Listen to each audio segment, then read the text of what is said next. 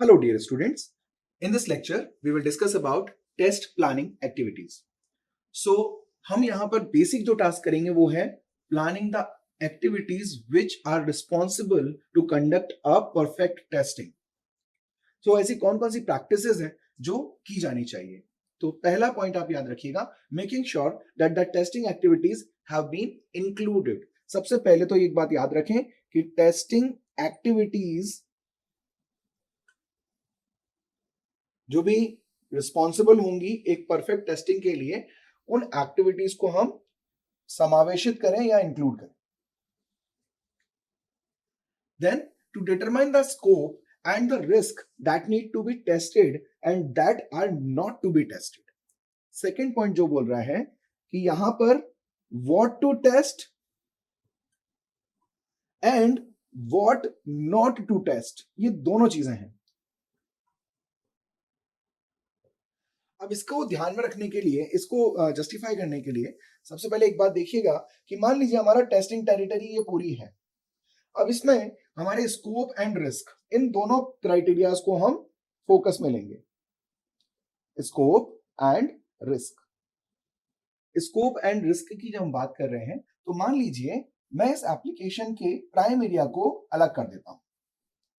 ये जो मैंने हाईलाइटेड किया हुआ एरिया है इसको मान लिया कि ये एक हमारा प्राइम एरिया है जिसमें एप्लीकेशन की प्राइम फंक्शनैलिटी इंप्लीमेंट हुई है, उनको टेस्ट किया जाना जरूरी है, राइट.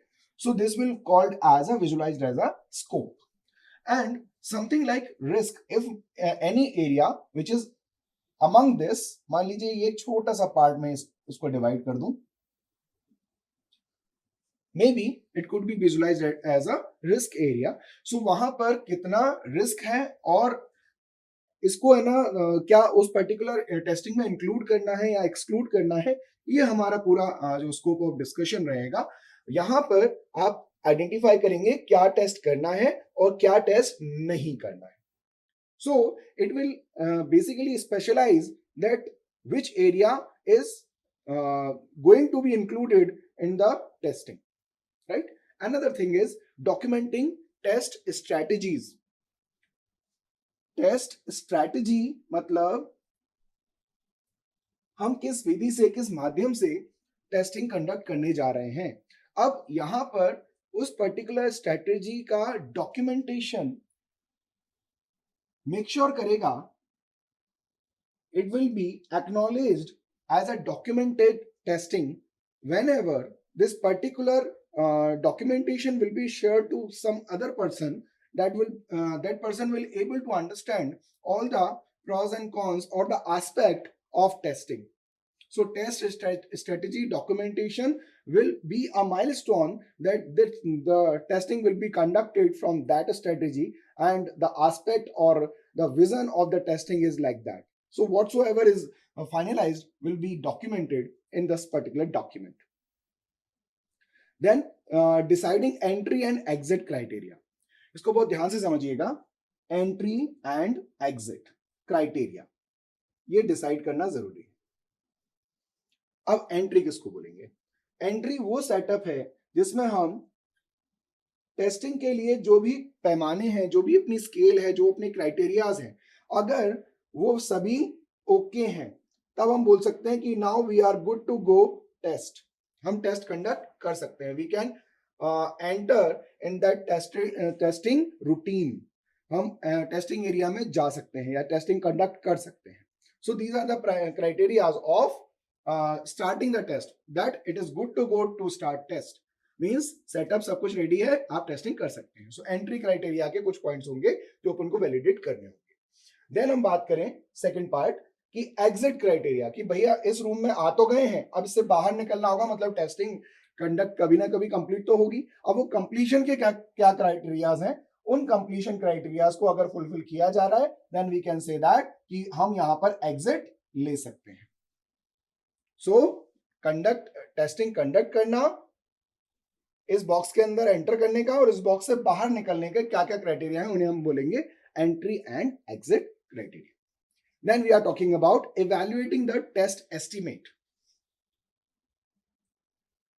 Test estimate आप इसको समझ सकते हैं कि बजटिंग कर रहे हैं बेसिकली हम, कि हमारी कॉस्ट क्या लगने वाली है। अब कॉस्ट आप अमाउंट में जज करें ऐसा जरूरी नहीं है। The cost could be the employment of the resources, आपने कितने रिसोर्स उसमें लगाए हुए हैं, उसमें आप स्किल सेट क्या लगा रहे हो, एक्सपर्ट्स कितने लगा रहे हो, मतलब आपका मैन पावर से लेकर आपका hardware software investment everything will be estimated. So testing की रूटीन में, मतलब टेस्टिंग के टेरिटरी में जितने भी एक्सपेंडिचर्स आ रहे हैं वो आपका एस्टिमेट का पार्ट बनेंगे, right. Then, next point is planning when and how to test and deciding how the test result will be evaluated and defining the test exit criteria. So, ये टेस्ट करना कब है, तो बेसिकली ये जो point है वो एंट्री और एग्जिट से रिलेट कर रहा है कि यहाँ पर आपको टेस्ट कब करना है, मतलब which is the starting line of doing test. So यहाँ पर आप जो डेवलपमेंट का काम कर रहे हैं, इस डेवलपमेंट में जब आप एक पर्टिकुलर मॉड्यूल को एक सर्टेन लेवल तक डेवलप कर चुके होते हैं और आपको लगता है कि अब ये एक कंप्लीट एंड इंडिपेंडेंट मॉड्यूल है, तो हम उसको टेस्ट कर सकते हैं। जनरली अगर आपने देखा है, हमने टेस्टिंग ऑलरेडी पढ़ा हुआ है, तो सबसे पहले जो हम यूनिट टेस्टिंग की मान लीजिए बात करते हैं यहाँ पर, सो एक प्रकार से डेवलपमेंट के साथ ही ये टेस्टिंग भी चल रही होती है। बट अगर अपन जोन की बात करें कि डेवलपमेंट कंप्लीट हुआ है, now specialised testing has to be done, then वहां पर इस पर्टिकुलर डेवलपमेंट को as a unit, as a developed module and integration of that module, and after the integration testing it as a system and then acceptance. So ये कुछ major points हैं, major testing strategy हो सकती हैं जिनको हम follow करेंगे। Unit को टेस्ट करो, देन जब यूनिट से मॉड्यूल बन जाए, मॉड्यूल को हम इंटीग्रेट करके टेस्ट करें, सिस्टम को टेस्ट करें जब इंटीग्रेशन हो चुका हो, and then acceptance. So this is how actually we evaluate and define that how we can say that the entry is ready. Now we can good to go for the entry of the test. We can start the test. And what is the situation जब हम ये बोल सकें कि test conduct हो चुका है, now we can eject, हम उस पर्टिकुलर टेस्टिंग एरिया से बाहर निकल सकते हैं। So this will be a basically a entry and exit criteria. Then the test artifacts, artifact का मतलब समझिएगा, हम जब एक पर्टिकुलर टेस्टिंग को कंडक्ट कर चुके होते हैं तो हम एक तरह से बोल सकते हैं कि हमारे पास एक टेम्पलेट ऑफ टेस्ट आ चुका है ना। मतलब अगर उस सिनेरियो के जितने भी प्रोग्राम्स होंगे, अगर अपन उनको एक सर्टेन टेस्टिंग टेम्पलेट से निकालेंगे तो उसमें प्रोबेबली आपको same kind of practices follow करनी होंगी। सो टेम्पलेट का मतलब ही ये होता है ना। So the test artifact delivered as part of test execution. Test artifact आप ऐसे भी समझ सकते हैं कि कोई संरचना है, कोई मॉन्यूमेंट हो सकता है, इसको रियल टाइम में बता रहा हूं मैं, लेकिन अगर टेस्टिंग के बेसिस में बात करें तो it will be our testing template, what will be the right way to conduct a certain test. Next we talk about, so यहां पर अपन एक पॉइंट लिख देते हैं, 6 पॉइंट रहेगा हमारा, test artifact, test artifact. Then defining the management information including the matrix required and defect resolution and risk issues। अब इसमें बहुत सारी चीजें डिस्कस हुई हैं, जहां पर सबसे पहले तो बात समझिएगा कि जब भी अपन ये कोई भी एक्टिविटी कंडक्ट कर रहे हैं, मैनेजमेंट बहुत ही इंपॉर्टेंट है। मैनेजमेंट मतलब हमारा टोटल कंट्रोल होना चाहिए प्रोसेस पर। प्रोसेस पर आपका टोटल कंट्रोल तभी हो सकता है जब आपने कंट्रोल एलिमेंट्स पहले से प्री एस्टैब्लिश करके रखे हों, right. So management information, managerial information कब मिल पाएगी, जब आपने सर्टेन कंट्रोलर्स बना के रखे हों।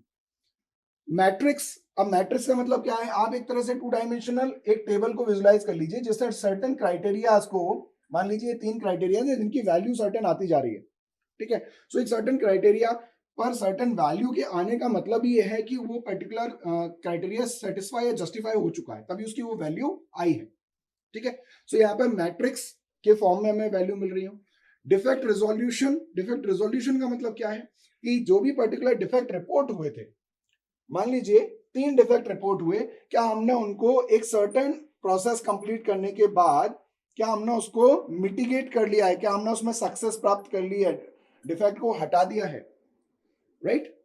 एंड देन रिस्क इश्यूज, कौन कौन से रिस्क एरिया हो सकते हैं, जैसा कि अपन ने यहाँ पर भी देखा था, सर्टन काइंड ऑफ टेस्टिंग में certain kind of risk factors हो सकते हैं, तो उन रिस्क फैक्टर्स को भी हम एड्रेस करें उसमें.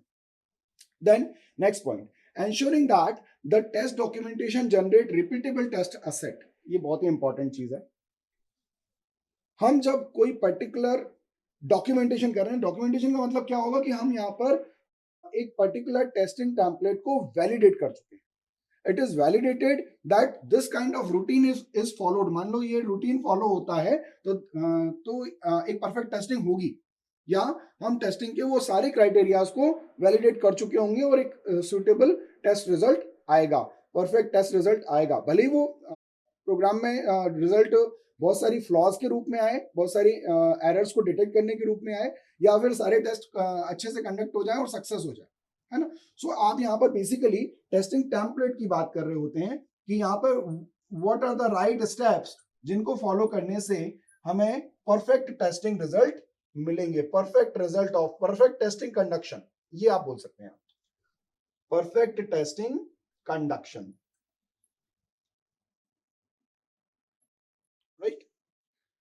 So these are the points which are the test plan activities we have to discuss. So I hope this is clear to you all. Thank you.